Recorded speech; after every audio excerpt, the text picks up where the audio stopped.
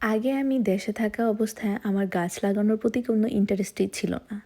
যখন আমি বিদেশ আসলাম তারপর থেকে কেন জানি মনে হলো শাকসবজির এত দাম, আমি গাছ লাগাই।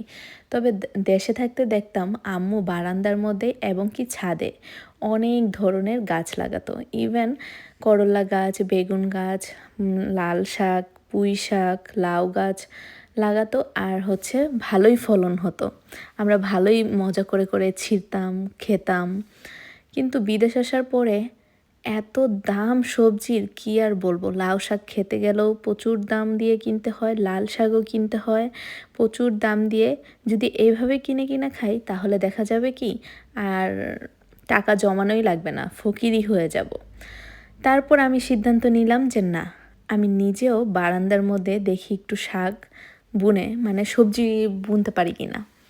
পরে এই তো মাটি কিনে নিয়ে আসলাম, তারপরে এই যে সবজিগুলা বুনেছি। ধনিয়া পাতা দেখুন মাশাল্লাহ কত সুন্দরভাবে হয়েছে। আর এই ভিডিওটা করেছে আমার মেয়ে, না শুয়া।